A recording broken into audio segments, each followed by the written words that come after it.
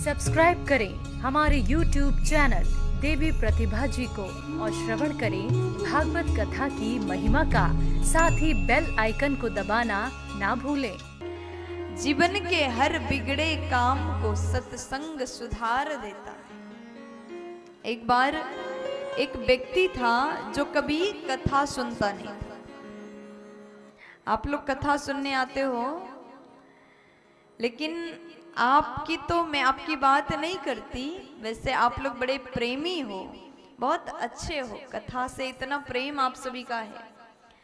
एक गांव में एक कथा हुआ और वहां का एक बहुत बड़ा व्यक्ति सेठ जी था।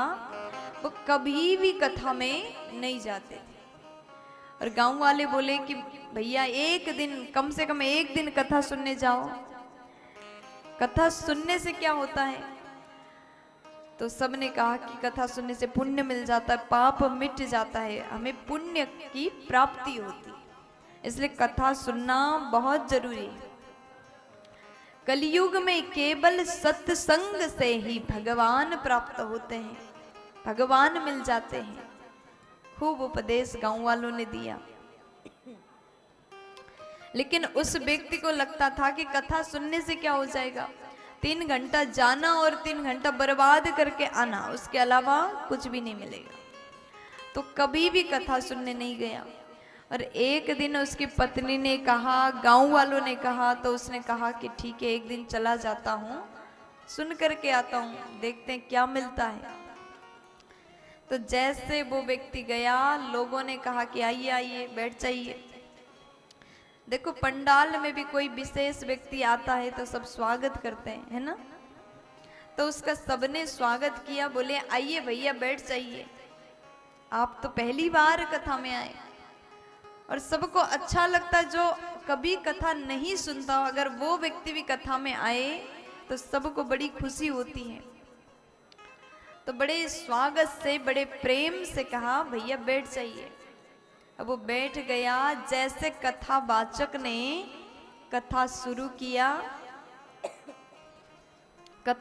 किया, मंगलाचरण करते ही वो सो गया। मंगलाचरण करते ही वो व्यक्ति सो गया। अब थोड़ी देर बाद, जैसे अब 3 घंटे हो गई, 3 घंटे बाद सब वहां से उठ के जाने लगे आरती के पश्चात। पहले स्वागत कहा किया, आइए बैठिए। 3 घंटे बाद सब गए तो जिसका आसन था उसने कहा भैया अब चले जाइए। अब जैसे वो घर में गया तो पत्नी ने पूछी, पतिदेव आज कथा में आपने क्या श्रवण किया, वो भी सुनाइए मुझे। आप कभी कथा में नहीं जाते थे, लेकिन आज पहली बार आप कथा में गए। मैं जानना चाहती हूँ आपने कथा में क्या श्रवण किया। तब उसके बाद में वो कहता है, हमने कथा में 3 शब्द सुन लिया। बोले कौन से 3 शब्द? पति ने कहा आइए, बैठिए और जाइए। ये 3 शब्द कथा में मैंने सुन लिया। अब पत्नी बोली अच्छा, कितना मूर्ख है, जीवन में पहली बार कथा में गया और ये ऐसे 3 शब्द सुन के आया। अब पत्नी ने कहा हो सकता है यही 3 शब्द इसका कल्याण कर दे। तो पत्नी बोली स्वामी ऐसा है, ये 3 शब्द कोई साधारण शब्द नहीं, ये 3 शब्द जो है भगवान का नाम है, महामंत्र है, इसलिए आप रोज इस 3 शब्द का जप किया करो। पति बोला ठीक है। अब माला झोली लेता है, आइए बैठिए जाइए, आइए बैठिए जाइए। सुबह शाम हर समय ये 3 शब्द उच्चारण करता है, बार बार बोलता है। और एक दिन की बात है, वो कथा सुन के आया था, उसी दिन सो के आया था पंडाल में दिन भर। घर आके आइए बैठिए जाइए, आइए बैठिए जाइए। तो वो रात में जैसे सोने गया तो उसे नींद नहीं आई। उसने सोचा अब क्या करे, नींद तो आ ही नहीं रही, इससे अच्छा तो मंत्र जाप कर लेता हूं। तो आंख बंद करके आइए बैठिए जाइए, आइए बैठिए जाइए। बार बार यही 3 शब्द को रिपीट करने लगा। अब रात के जैसे 12-1 बज गए, उसके घर में चोर आ जाते हैं। चोरी करने के लिए चोर आए। जैसे चोर अंदर घुसे तो ये बोला कि आइए। चोर आ भी गए।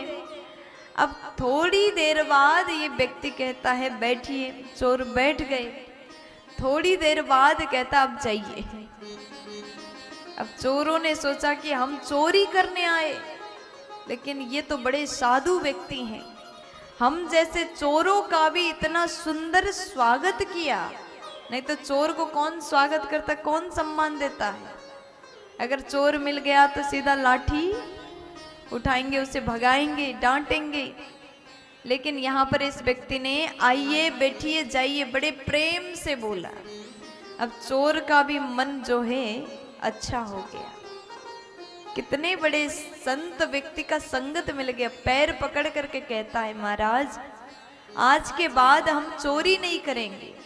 आप जैसे महापुरुष से मिलकर के हमारा जीवन सुधर गया। हम तो यहाँ चोरी करने के उद्देश्य से आए थे, लेकिन आपने बहुत सम्मान दिया, बहुत प्रेम दिया, इसलिए आज के बाद हम चोरी नहीं करेंगे। वो चले गए।